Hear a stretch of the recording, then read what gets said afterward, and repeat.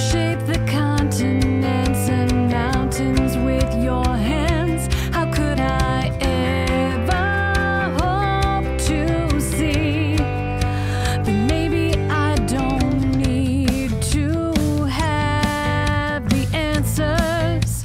You told me if I seek, then I will find, and I don't have to wait here with my questions.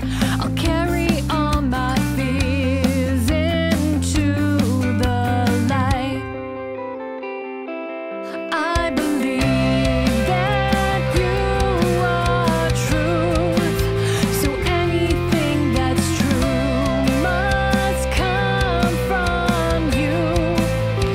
What if you love me for my doubts, and I can love you while I work them out?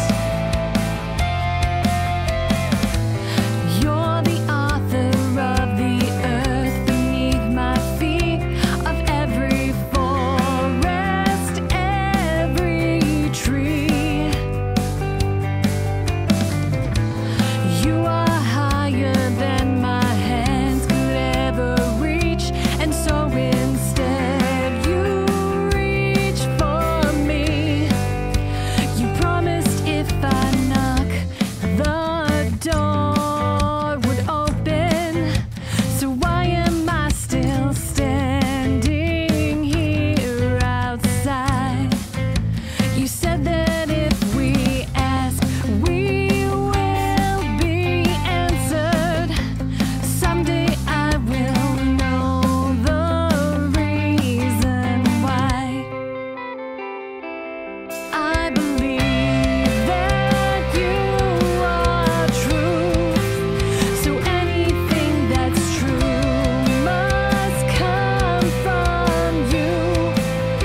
What if you love me for my doubts, and I can love you while I work them out? I can't let go, because you'll never let me go. I can't let go, because you'll never let me go. I can't let go, because you'll never let me go. I can't let go, because you'll never let me go.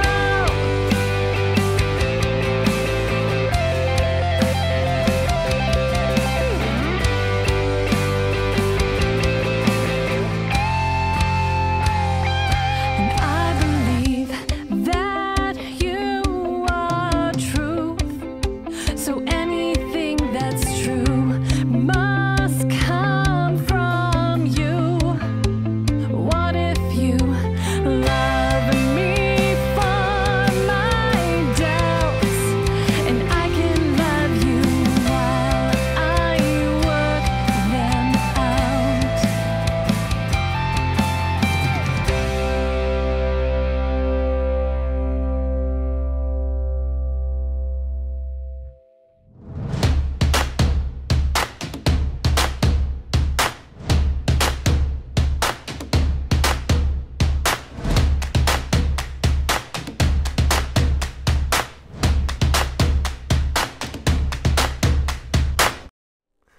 Good morning, friends. Welcome to The Well. My name is Ryan Gear. I'm the pastor here. If you're new with us, you're our guest, and we're glad you're here.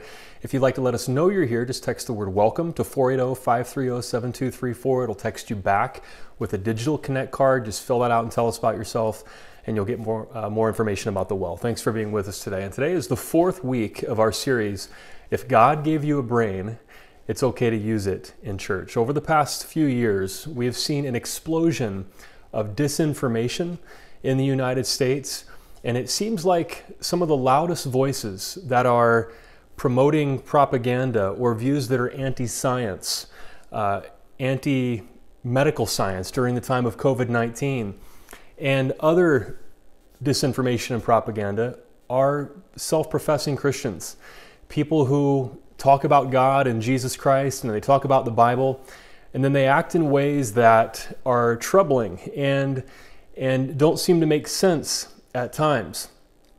For example, we've heard Christians who mock Dr. Fauci, and they mock the idea of wearing a mask during coronavirus.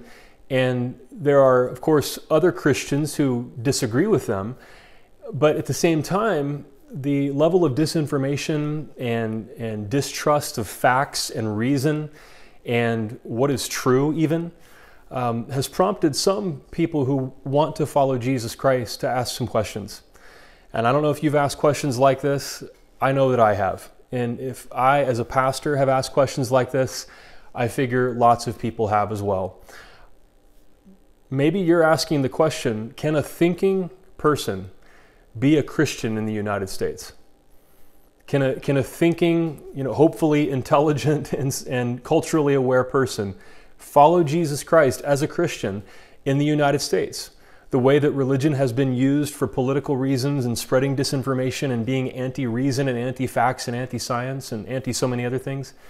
And then I wonder if you're asking this question, can I be a part of a church community in the United States?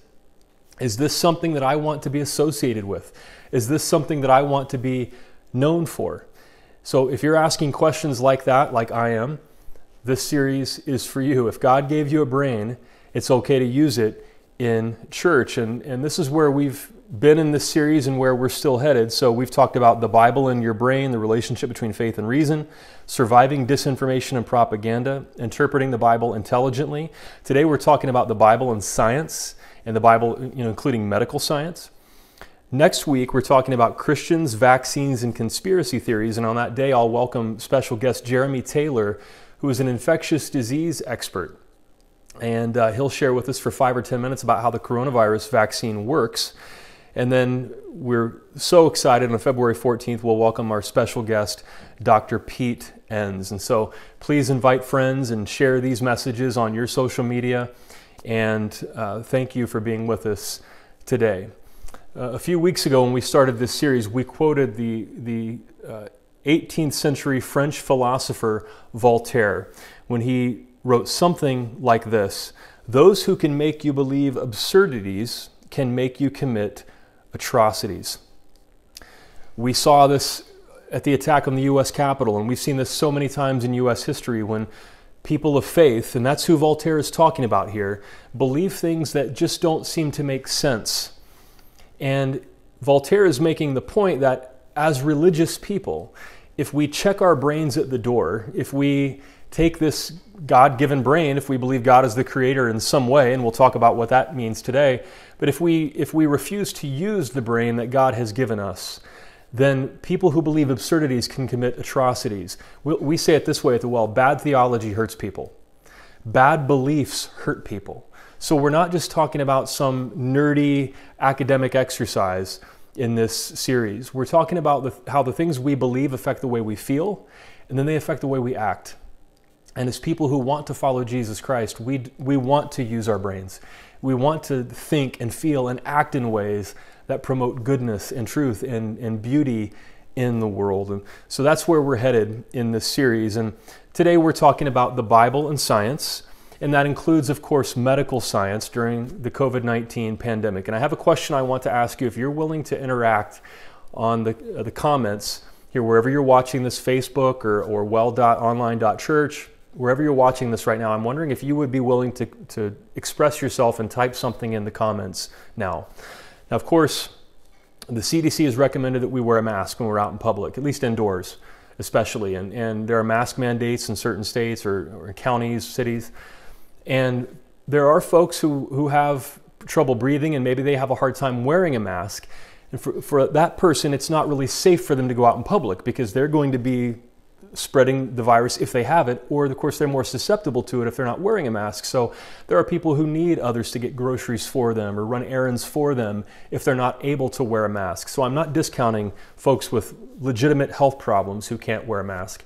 But I do want to ask you this question, and if you would be willing to comment. In the time that we live in, when so many of us are committed to wearing a mask and trying to slow the spread of COVID-19 and realizing it saves lives and livelihoods, if we can slow the spread and wear a mask. I want to ask you this question. Have you seen people in public places who refuse to wear a mask, or who don't have a mask on and they don't seem to have health problems? They just won't wear a mask, or it's down over their face, or their nose is hanging out. Have you seen people in public who are not wearing a mask during COVID-19? And I want to ask you this.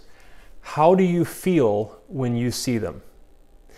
When you see people who are not wearing a mask in public during the COVID-19 pandemic, how do you feel when you see them? If you would be honest and just type, what are some of the thoughts and feelings that come up for you when you see somebody out in public, in an indoor place especially, and they're just not wearing a mask, at a store or wherever, and you see somebody and they're not wearing a mask? How do you think and feel in that moment when you see them refusing to wear a mask? Would you just type that into the comments and share? And I thought it would be interesting just to read each other's comments and to invite us to share. How do you feel when you see somebody in public who won't wear a mask? And I'll go.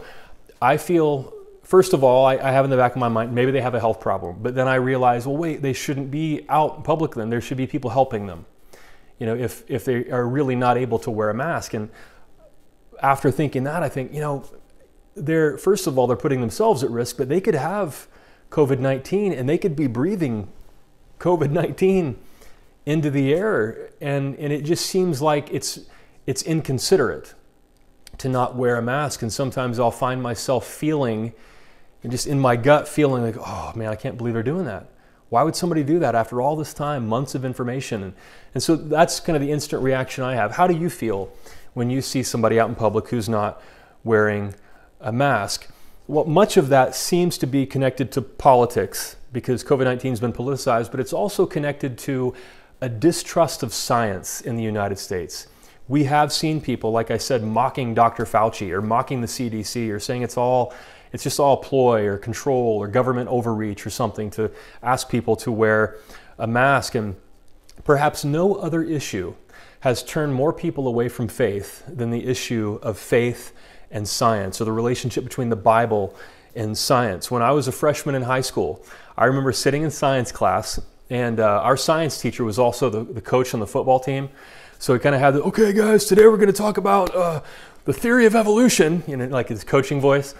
And you could just feel the tension a little bit in the class, but the tension he felt, because he had to give all kinds of prefacing and disclaimers.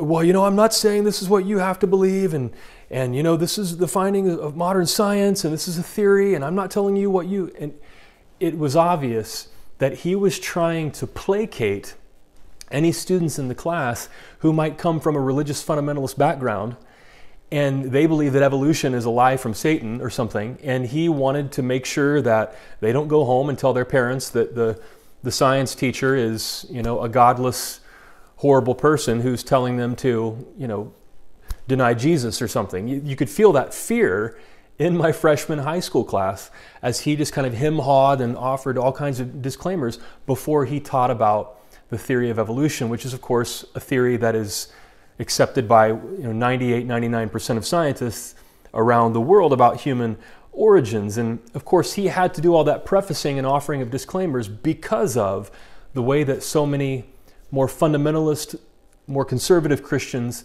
read the Bible, in particular, the first 2 or 3 chapters of Genesis, the creation accounts in Genesis. And I say creation accounts, plural, because I believe there are 2 creation accounts, and we'll get there in a moment. But when you ask a thinking person in the United States, what do you think of Christians? One of the things that you'll often hear is, it seems like a lot of Christians are anti-science, anti-intellectual, anti-science. And that stems from this perceived conflict that some Christians have between the creation accounts in Genesis and the theory of evolution.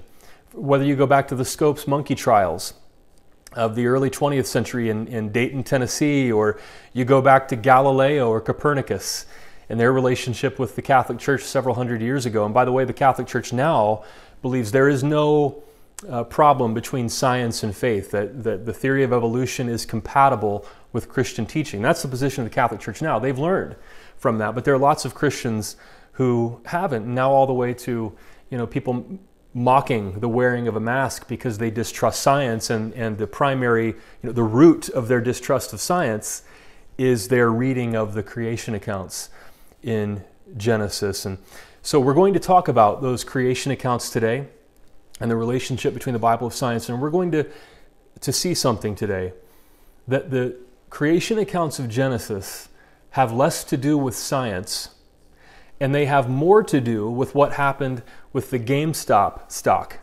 that we saw this week. So that's where we're headed today, the relationship between the Bible and science. So first, let's talk about interpreting a text, how we interpret a text. On January 6th of this year, at around 2 p.m., I texted something like this to my wife. Someone just tweeted, "The Capitol is under attack."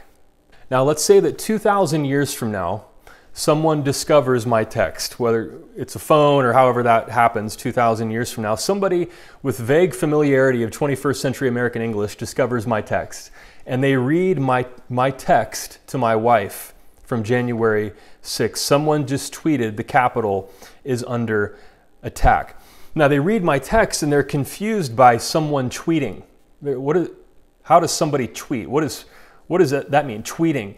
And then they read the word capital that's spelled C-A-P-I-T-A-L, and they're confused by that. They're like, does that mean like capitalizing letters? Or what does this text mean? It would be mysterious to them, tweeting and capital.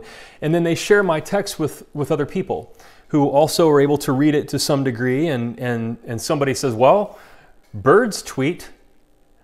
We know that was a word for the sound that birds make. So birds tweet. And then somebody else in the group says, hey, could it be? He's like, no. And they're like, what? No, go ahead and say it. And he's like, could it be possible that were there talking birds in the 21st century United States on January 6th of 2021? And then somebody's like, well, wait, that would be like one of the most amazing discoveries ever. And then somebody else, we could be famous. We could write books. And as a group, they decide, wait, I think we're onto something here. There was a super race of talking birds in the 21st century United States who tweeted in English, and people could read it. And somebody else is like, oh wait, you guys, I've got it. It all makes sense now. I've got it figured out. There was this race of talking birds who were so evolved that they were grammar Nazis, and they believed that capitalizing letters was under attack. They were so evolved as talking birds that they were like the gatekeepers of the English language, and they were criticizing people who apparently were not capitalizing letters. You guys, we're going to be famous. They write books. They start colleges to teach their wide-eyed, impressionable, college-age children a view of the world in which a super race of talking birds were the gatekeepers of the English language in the 21st century. They invest money into this. They invest time into this. They invest their reputations into this. There are people who go throughout their entire lives believing and teaching this. And you're like, Ryan, I mean, good attempt at a sermon illustration, but isn't that a little far-fetched that people would believe in the literal interpretation of talking animals, and that would be their interpretation of your text, that they believed in literal stories where animals can talk? Ryan, I think that's a little too far-fetched. Good try, pal, but I don't think so. Genesis chapter 3, verse 1. Now the serpent was more crafty than any of the wild animals the Lord God had made. The serpent said to the woman, did God really say, you must not eat from any tree in the garden? Do you think someone wouldn't take a story literally that involves a talking animal? There are people who are making fun of Dr. Fauci right now and refusing to wear a mask because they distrust science. And the root of their distrust in science is a story with a talking snake. And it's actually a talking snake with legs, because the snake loses its legs in the curse in Genesis. So perhaps my story is not far-fetched. That there are people who would take a text about a talking animal literally, and they would stake their lives on that and invest themselves in it to the extent that they could never bear to admit that perhaps they had misinterpreted that text, and would stick with their interpretation against all evidence. There's never been a super race of talking birds discovered. There's no evidence for that. But they would double down because the trauma of admitting they were wrong would be so painful. It's just easier to double down. As Mark Twain said, it's easier to fool somebody than it is to convince them they've been fooled. So that's one interpretation of my text. But imagine another group came along and read my text, and it was time-stamped, January 6, 2021 at 2:03 p.m., let's say. And they decide that in order to understand this mysterious text about somebody tweeting and the word capital spelled the way it is, maybe they need to do some additional research. They decide that they need to find some material that goes along with this text. They have the text, but now they need material to go with this text in order to help us make sense of it, or in order to help them make sense of it.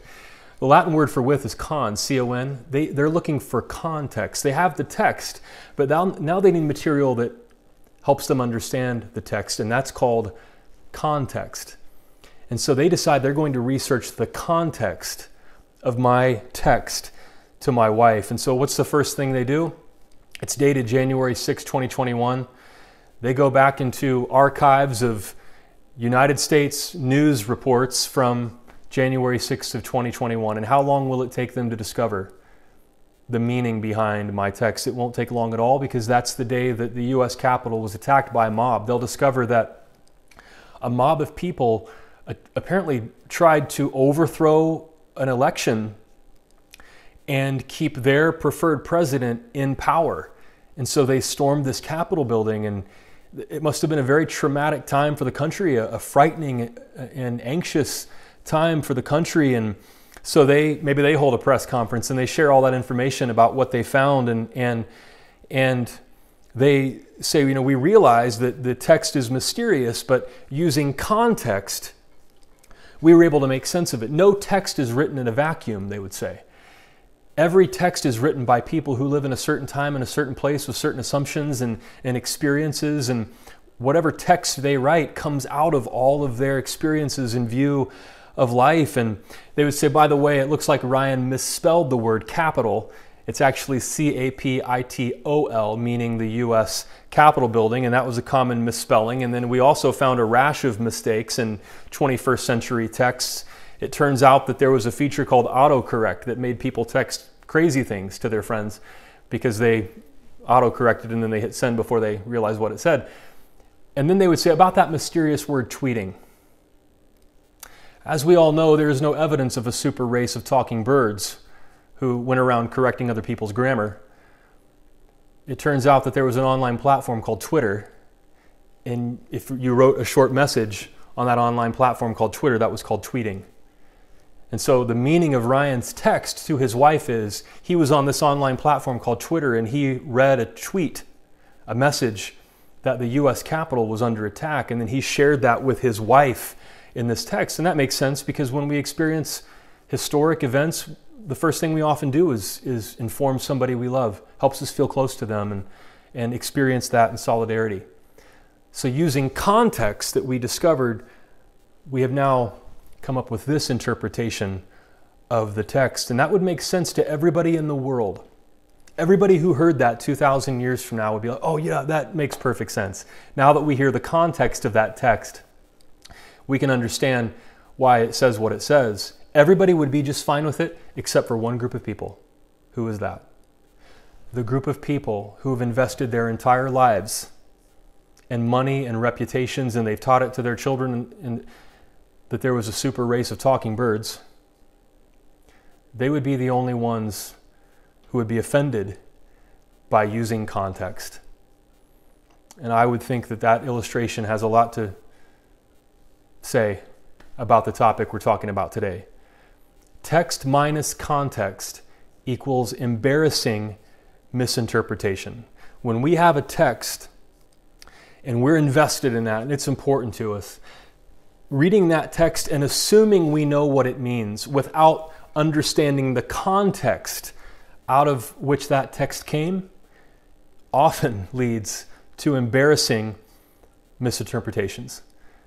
And I would suggest that that is what has happened in this debate between the Bible and science, when people think that science and faith have to be enemies.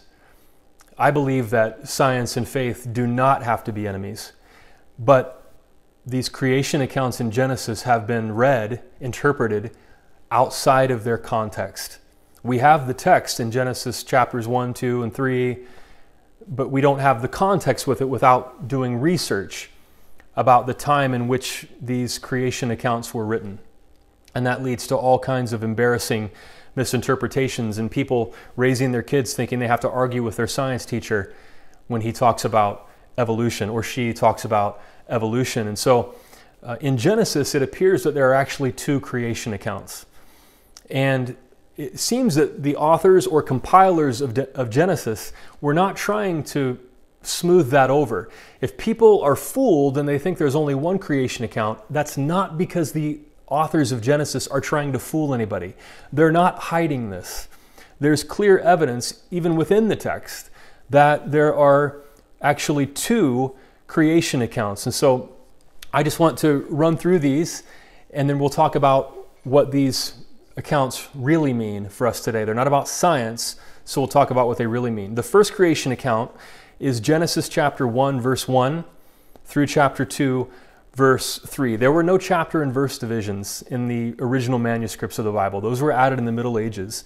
In Genesis chapter 1, verse 1 through chapter 2, verse 3 portrays a cosmic-sized God who speaks stars into existence.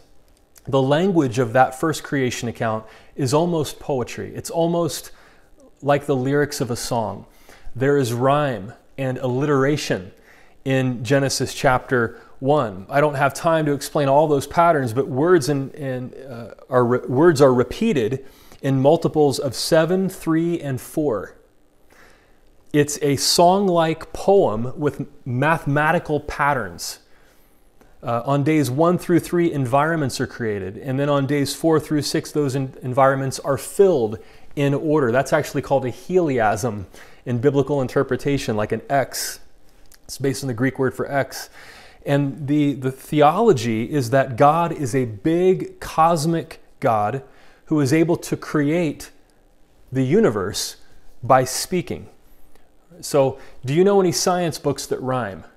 Bill Nye the Science Guy, that name rhymes, but I don't know of any science books that rhyme. Genesis chapter 1 it just doesn't read like a science book. It's almost poetry. And that ends at Genesis chapter 2, verse 3. And then the second creation account picks up at Genesis chapter 2, verse 4 with Adam and Eve in the Garden of Eden. So in the second creation account that starts in Genesis chapter 2, verse 4, God is portrayed as walking in the garden with Adam and Eve, just hanging out with them. It's a literal down-to-earth view of this God who's just hanging out with Adam and Eve, and it's more relaxed. It's like a zoomed-in creation account. And so I just wanted to read how that first creation account ends in chapter 2, verse 3, and then read how the second creation account begins in chapter 2, verse 4, and see if you can see the natural break. So the first creation account ends like this. Genesis chapter 2, verse 1, by the seventh day God had finished the work he had been doing. So on the seventh day he rested from all his work. Then God blessed the seventh day and made it holy, because on it he rested from all the work of creating that he had done. Now that sounds like the end of something, doesn't it? God has created in 6 days. On the seventh day, God rests. God has created human beings as the pinnacle of creation. And then God rests. And that verse sounds like the end of something. Like this is the cap on the story now. But then here's what we read in chapter 2, verse 4. This is the account of the heavens and the earth when they were created, when the Lord God made the earth and the heavens. Now no shrub had yet appeared on the earth, and no plant had sprung up. Interesting. So even the inflection that you read it with can emphasize the fact that chapter 2, verse 4 sounds like the beginning of another creation account. So we've just ended one that God rested on the seventh day after all the creating God had done. And then in chapter 2, verse 4, we read, this is the account of the heavens and the earth when they were created. So it seems like the author is not really trying to hide the fact that, well, this looks like this is two accounts. And then in verse 5, we see, now no shrub had yet appeared on the earth. But a few verses earlier in chapter 1, God had already created vegetation and everything else. So there are people who have recognized this and they've tried to harmonize it. And they've tried to say, well, it's like the first is the big story. And then in Genesis chapter 2, verse 4, it's like another view of creation. But then there is some additional evidence for the fact that this seems to be two creation accounts. In chapter 1, humans are created last. In chapter 2, humans are created before vegetation. In chapter 1, verses 11 through 13, God creates vegetation and then creates humans after that. But in chapter 2, verse 5, we read, like we said, no shrub had yet appeared on the earth. And so there's just a different order of creation between the two here. So it doesn't seem like chapter 2, verse 4 starts just another view, like another angle, but the order of creation is changed. And then this is the big clue. And this actually had profound implications for the way people viewed the first 5 books of the Bible when this was discovered and taken seriously about 200 years ago. In chapter 2, verse 4, we have a new name for God. This is the biggest clue. Within the text itself, like my text that I sent to my wife had clues like tweet and the word capital that was misspelled. Sometimes there are clues within the text, and this is one of those clues.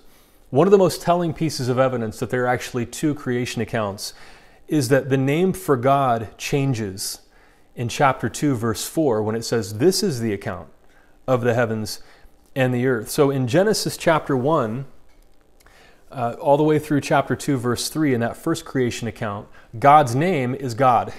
In Hebrew, it's Elohim. And it means, it's a generic word for God, the supreme being. And the name God is used all the way up through that first creation account in Genesis chapter 2, verse 3. But then in Genesis chapter 2, verse 4, there is a new name for God that is introduced, Lord God. And you can see that in English. If you pull out an English Bible right now or on your phone, you'll see God is used in the first creation account, and then it switches to Lord God, beginning in chapter 2, verse 4. In Hebrew, that's Adonai Elohim. Now, Adonai is a euphemism for the proper name, Yahweh. The ancient Hebrew people viewed the name of God, Yahweh, as so holy they would not even pronounce it. So they substituted the word Adonai and then coupled that with Elohim in this chapter. So we would translate that Lord God.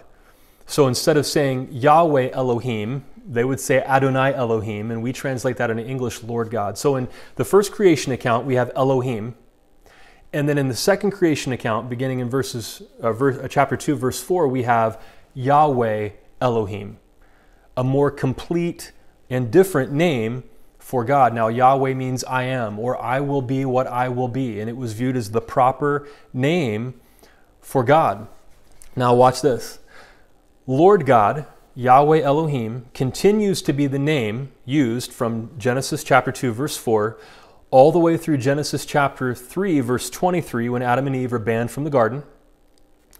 Then starting in chapter 4, only the name Lord is used. Only Yahweh is used in chapter 4 during the Cain and Abel story, except for one verse in chapter 25, verse 25. And remember, those verse and chapter divisions weren't there in the originals. Chapter 4 ends with the verse, at that time people began to call on the name of Yahweh, Lord. Then in chapter 5, the genealogy from Adam to Noah, God is used alone, just like it is in chapter 1, Elohim.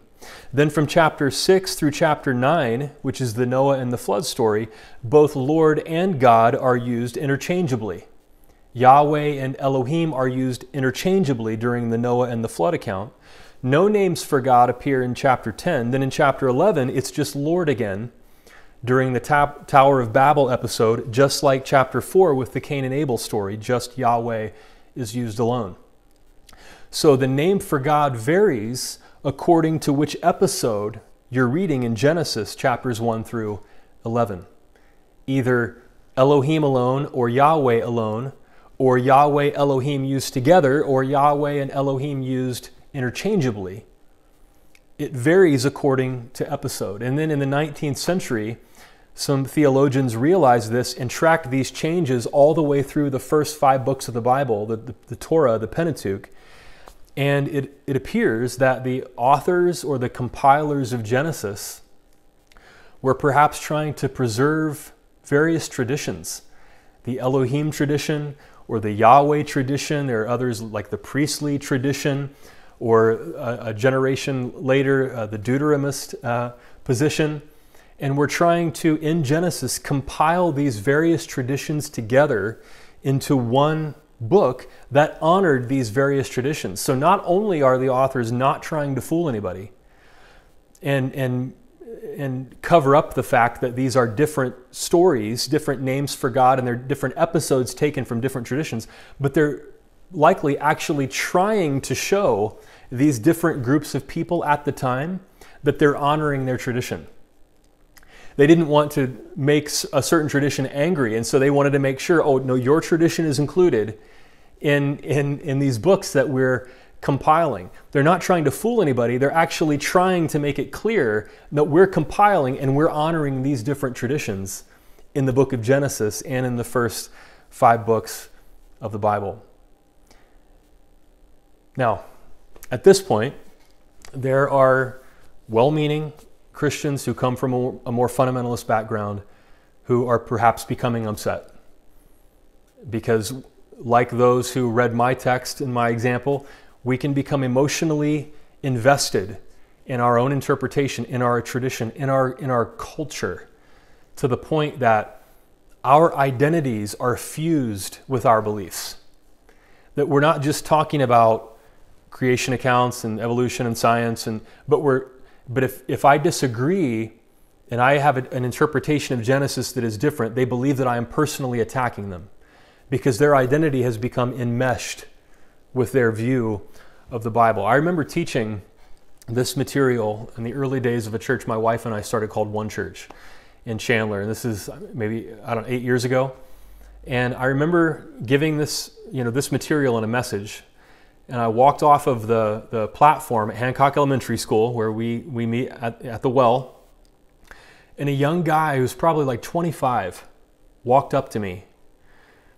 And he said to me, "You are a false prophet." This young guy who was dressed in like hip clothing, like he looked cool, maybe 25 years old, walked up to me and he called me a false prophet. And he said, "You are teaching lies to these people." And I was like taken aback. And I said, "Well, I'm sorry you feel that way, but I'm reading Genesis and I'm teaching what is the consensus of Bible scholars about Genesis." And then this is what he said to me. He said, "I have delivered the message to you that God gave to me for you. Now I shake the dust off my garments." And he walked away. Like a mid-20s guy. He said, I've given you the message God told me to give to you. Now I shake the dust off my garments. And he's alluding to a passage where Jesus says, if people don't listen to you, shake the dust off your feet. And he said, I shake the dust off my garments. And then he walked away. I remember thinking, how indoctrinated was he as a child? Or as a teenager or a young adult? I don't know when it happened. When this young guy, who's otherwise looks like a hip, well-dressed, cool guy, 25 years old or whatever, would walk up to a pastor after a church service believing God has instructed him to call that pastor a false prophet. because I had a different interpretation of Genesis than he did. We can see how deeply and intensely emotional these interpretations are. And this is so important for American fundamentalists, because this interpretation of Genesis, 6-day creationism is what it's called, that God created the world in 6 literal 24-hour days, and evolution is completely false, and the earth is perhaps 6,000 years old. That is a foundational belief for American fundamentalist Christians who believe that modern science and the Enlightenment and modern reason is an attack on their faith. And the emotion is ratcheted up so high because their identity is fused with that, and their culture is fused with that. And the idea that somebody would say that, well, this is 2 creation accounts that may not be about science at all, is personally offensive to that person. Maybe you feel that way. Maybe you feel a gut reaction when you heard me share that material. He definitely did. But now I want to share a little bit more about the context, and then perhaps if Genesis 1, 2, and 3 are not about science, what are they about? Especially in the 21st century, in an incredibly anxiety-filled time, when our country is divided over certain issues and many of us are stressed out and overworked and tired. What does the creation account, or what do the creation accounts really mean for us? So, a little bit of context. We looked at clues in the text. So how about some context for how to interpret these creation accounts? There are some clues within Genesis 1 that tell us that there's more going on here culturally than what we can read in the text. Like my text that I sent to my wife on January 6th. First of all, light is created before the sun. So light's created on day 1, if you know the order, and God said, let there be light, and there was light. And that's day 1. The sun is created on day 4. So we know, of course, that our light comes from the sun in our solar system. Our star is the sun. And so, interesting. That perhaps is a clue that we need some context here to understand why. And then another clue within the text that we need more context is the sky is described as a solid object with water above it, and then apparently there's a lot of water under the earth. So we're told that God created dry land and separated the waters from above the earth to the waters below the earth, and the word that's used there in Genesis 1 for sky is like dome, like it's solid, like there's water up, there's a lot of water up there somewhere beyond the sky, and then there's a lot of water underneath us. And we don't have that view of the world. I mean, we're on a sphere spinning through space. And if you think about the Noah and the flood account, when the flood rises above the highest mountain in the world, which we know would be Mount Everest at 29,000 feet, that would require 3 times more water than is currently on the surface of the earth in our oceans. If that flood were literal, where did all that water come from? Well, in this view of the world, if there's a lot of water above the sky and there's a lot of water below the land, well, that makes sense if all that water comes crashing down. So that's a clue. The sun's created on day 4 after light, and then the sky is like a solid object with water above it and water beneath us. So we need some context. Now, Genesis tells us its context. Like in my text to my wife, it was time stamped and January 6th, and then I said capital even though it was misspelled, and tweeting, and those are the settings. It's January 6, 2021, but Genesis tells us where the creation accounts are set. They're set in Babylon, and we know that because the Garden of Eden is near 4 rivers, and 2 of those rivers are the Tigris and the Euphrates rivers. Those rivers are real, they exist, and those rivers were near ancient Babylon, and what is now Iraq.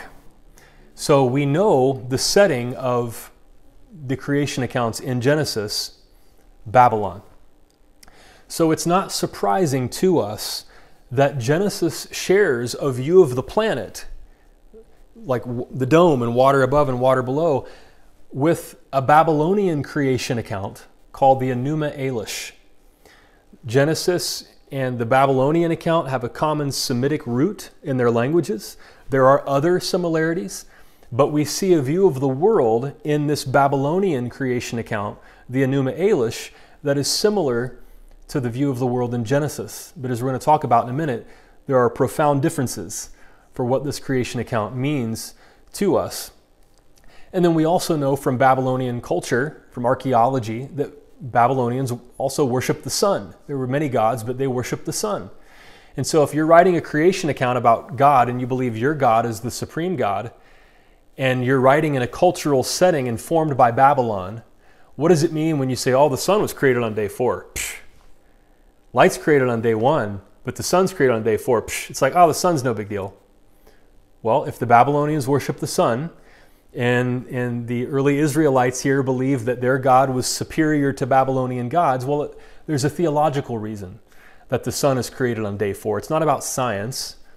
Light comes from the sun, but they're making a theological statement about the place of the sun under this God, Elohim, who just speaks the sun into existence. And then in the Enuma Elish, we encounter a god named Marduk, who has a cosmic battle with a monster, a sea monster that symbolizes watery chaos.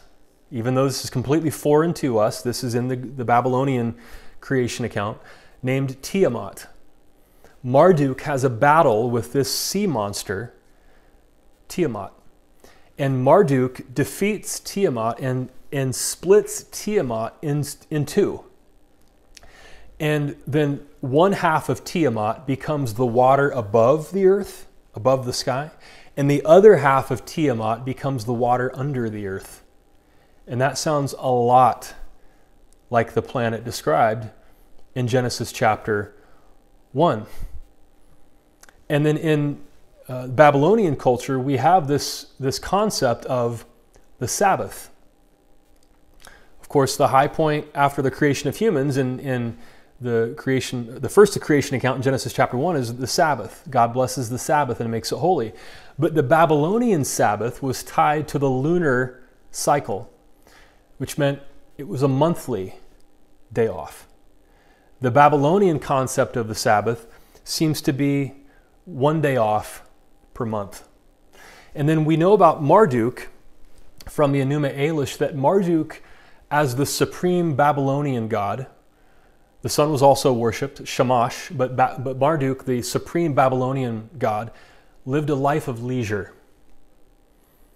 Just lived an easy life of leisure because the purpose of humans in the Enuma Elish is to be slaves of Marduk.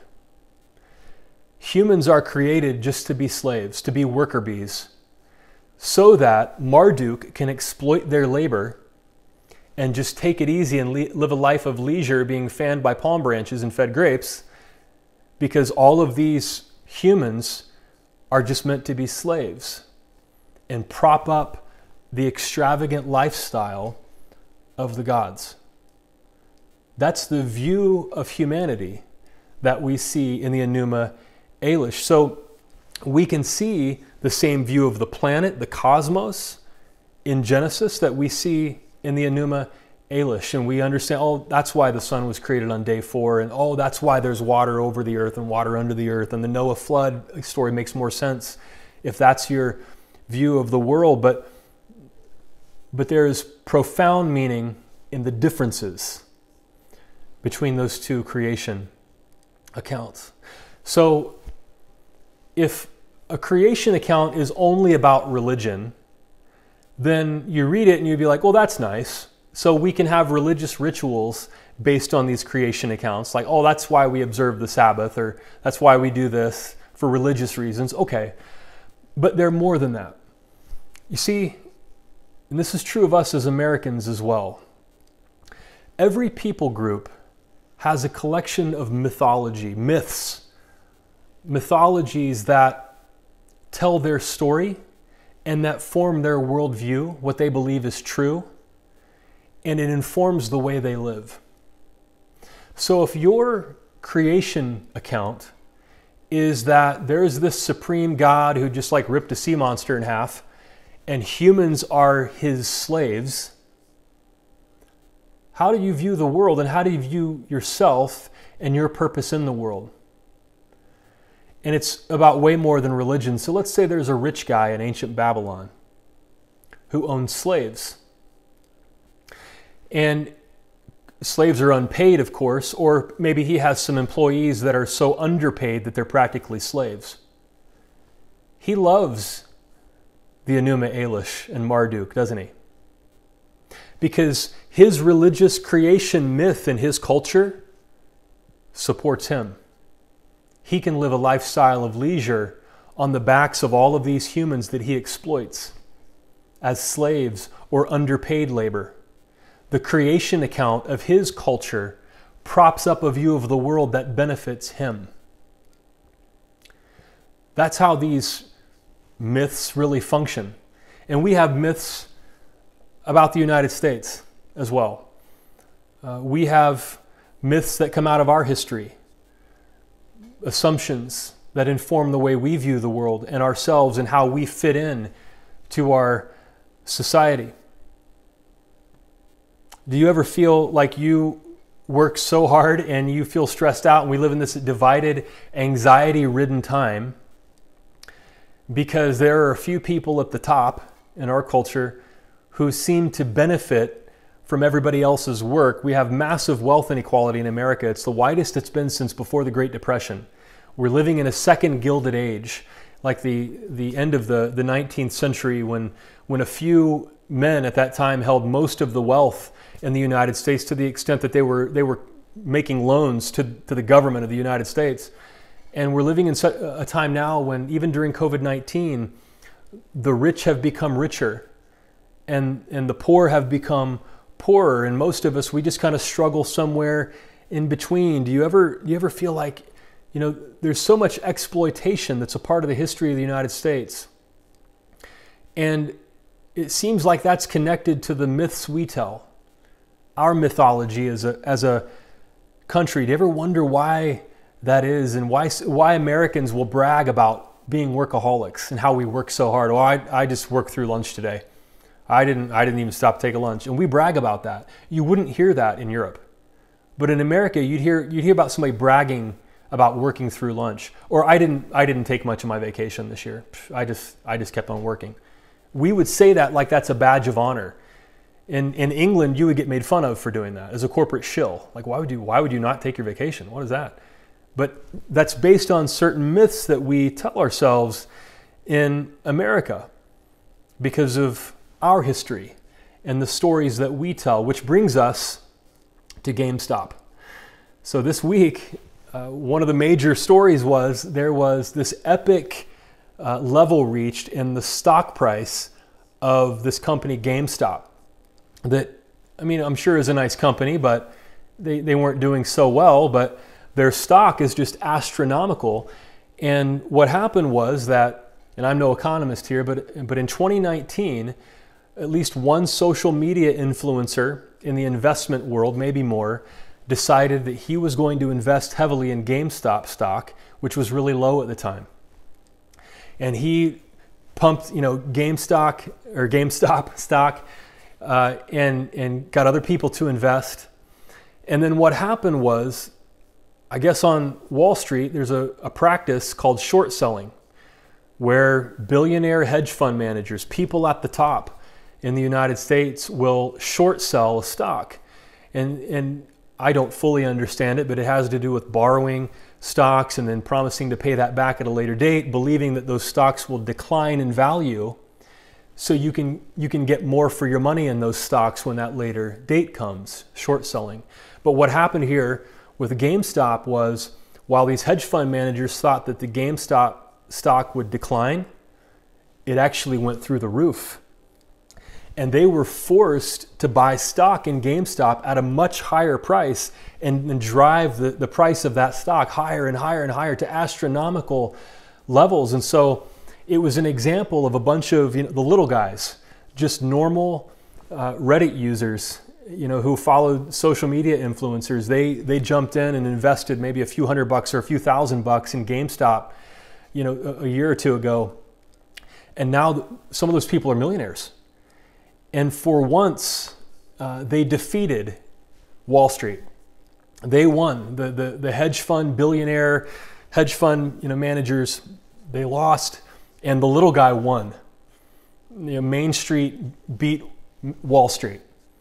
And the reason that story went viral this week is because that's so unusual in the United States. We live in a time of vast wealth inequality, where there are people who are millionaires and billionaires who essentially treat the stock market like a casino, and they make money off of us in ways we don't even understand, like it's a game. And for once, the little guys, got ahead and won one. We're just not used to that happening in the United States. America is a country with the highest level of wealth inequality in the developed world, where people brag about working through lunch and not taking all of their vacation time. And we just work. And we're living in a time that is divided by the same racial issues that we have been struggling with throughout the history of our country. And it seems like there is this fusion between people who want to exploit the masses in order to become rich, and this disinformation and propaganda that we see shared. It's almost like some with wealth and power intentionally share disinformation and propaganda that keeps middle class and working class people divided according to racial lines. Like if we just keep fighting each other, if whites and blacks and Hispanics and every other race in the United States, if we just fight each other and blame each other for our problems, we'll never look up and realize that we're all overworked and stressed out and divided and anxious because there are very few people at the top who are causing all of that to happen because it benefits them. Kind of like Marduk. And in the mythology of America, we see its roots in our history of slavery. That this is a land that was colonized by wealthy European men as a way to get rich by exploiting free labor.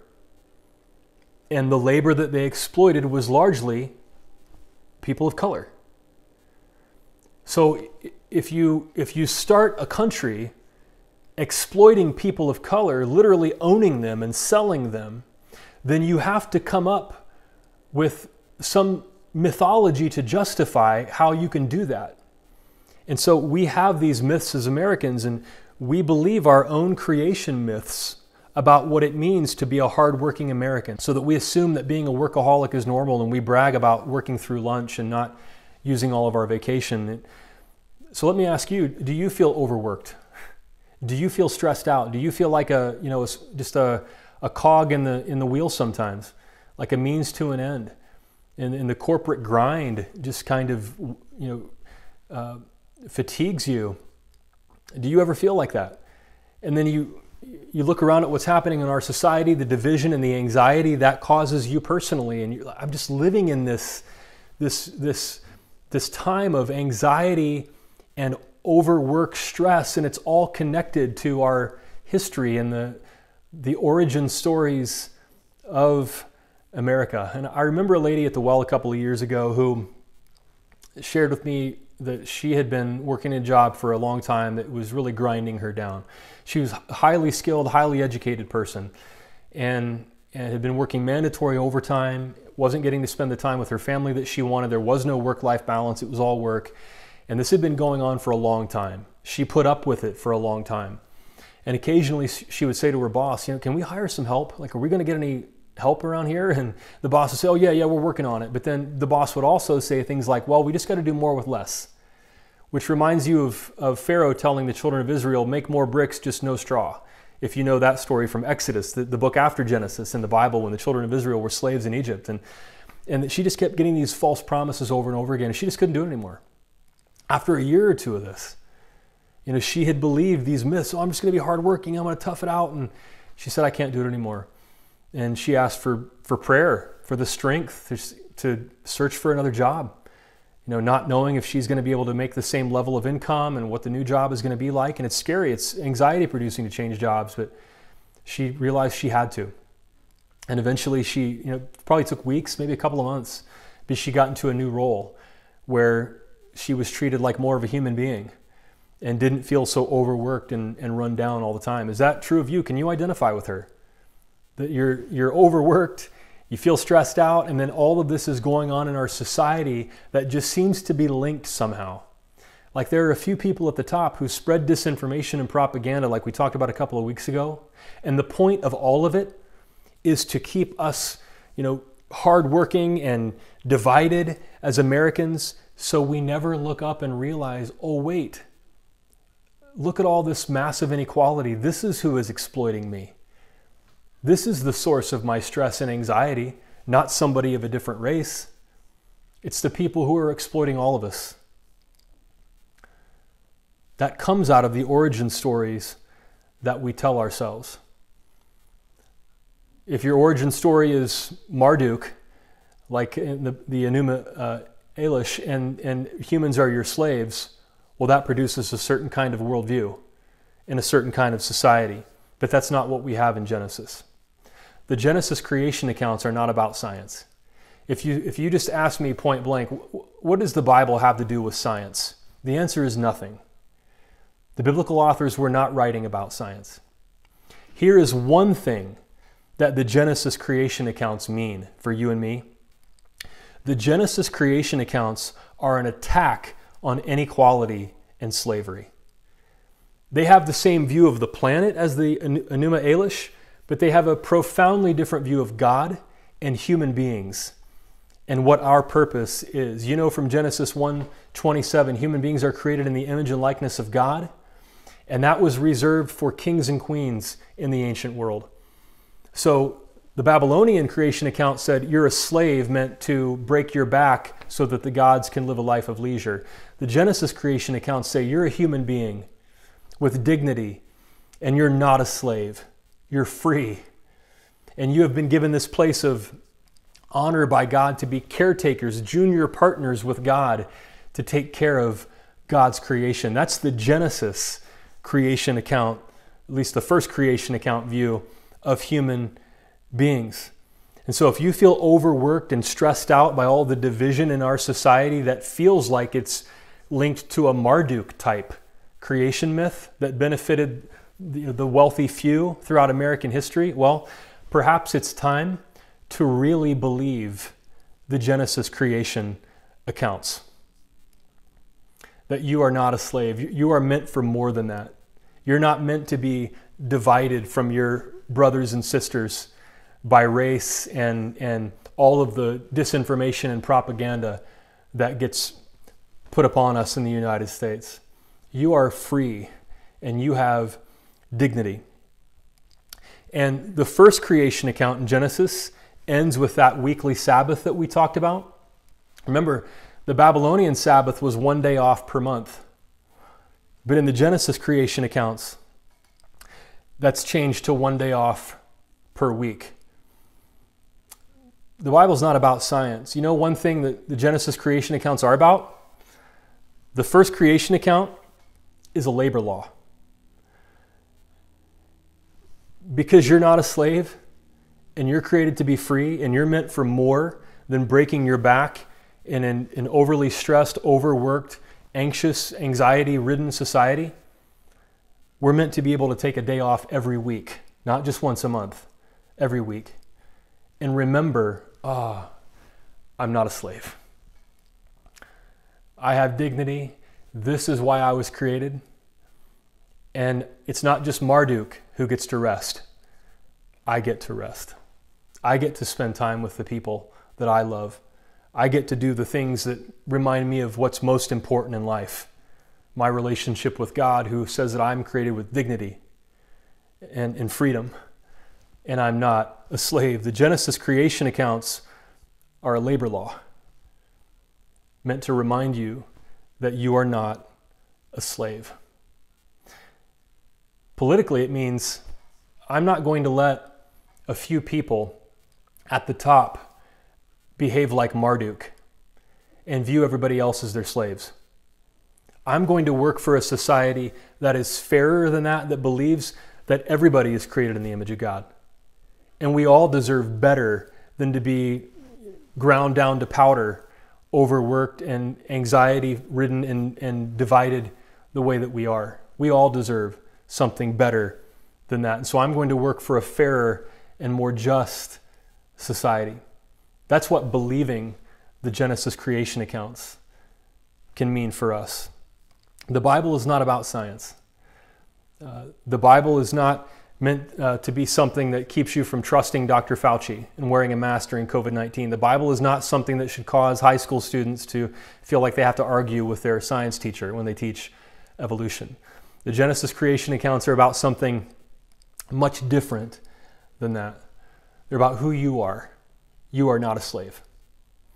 You are a free human being created with dignity in the image of God. And that is true not only of you, but it's true of everybody else. And because of that, we're all set free.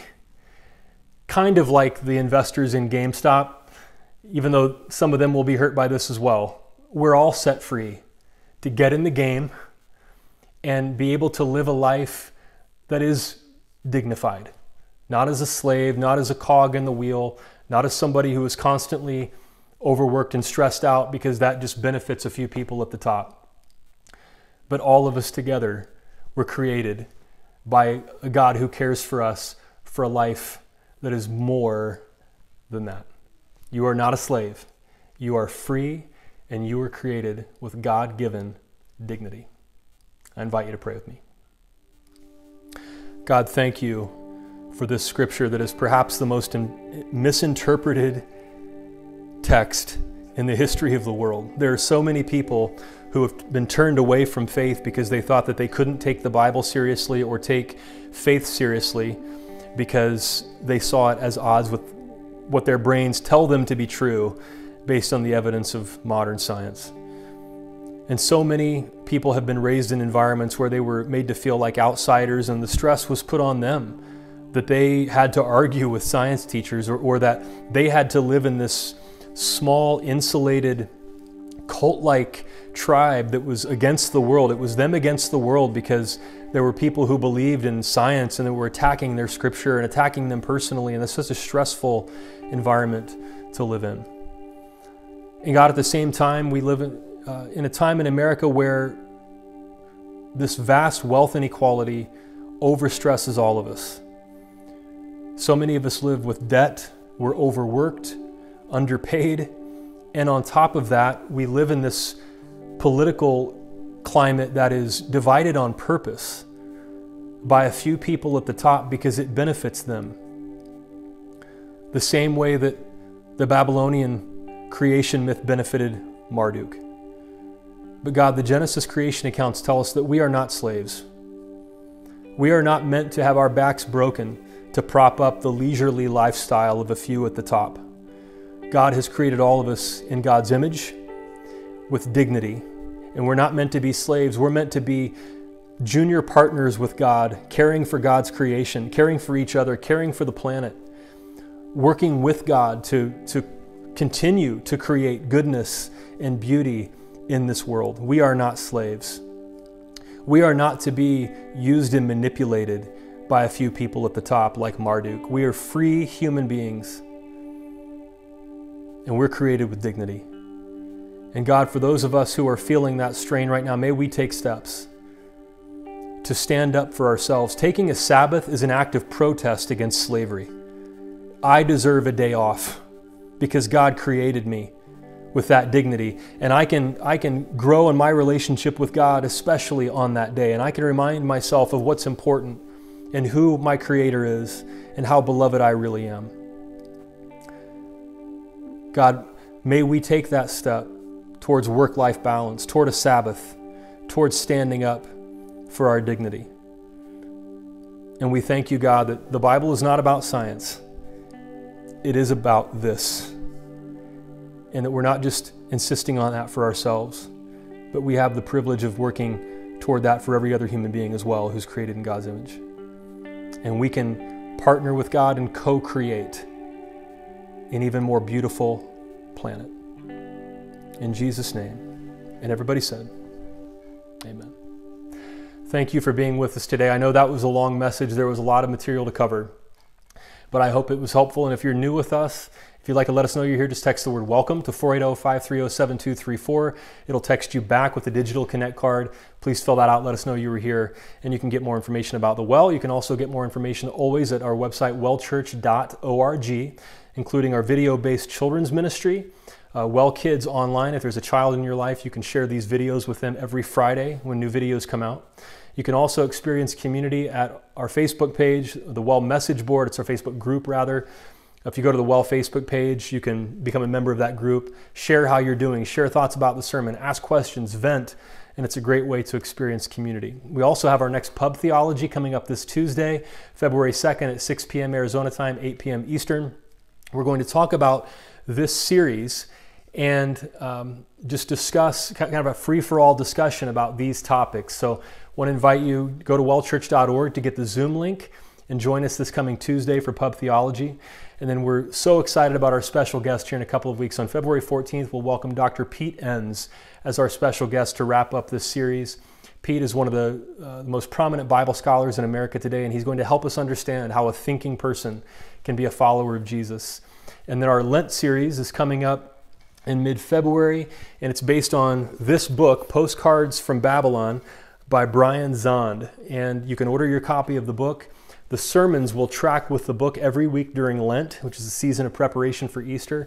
And then on Wednesday nights, we're going to start a brand new online Connect group where you can discuss the reading. So you'll hear about it in the sermon, you'll read about it during the week, and then you can discuss it at the online Connect group on Wednesday nights. And you can get information about that Connect group at wellchurch.org as well. And then to wrap up that series on Palm Sunday, March 28th, we'll welcome the author of the book, special guest Brian Zahnd. Next week, we'll continue this series, If God Gave You a Brain, It's Okay to Use It in Church, with Christians, conspiracy theories, and vaccines. And for a few minutes, we'll talk to an infectious disease expert about how the COVID-19 vaccine works, to kind of explain how it works to us. And then finally, thank you to those who give to the Well. We couldn't do it without you. If you're new, the offering's not for you. It's for people who say, this is my home church and I want to support it. Thank you for giving to the Well. And thank you for being with us today. We love you. Hope to see you at Pub Theology this Tuesday and then next Sunday for If God Gave You a Brain, It's Okay to Use It in Church.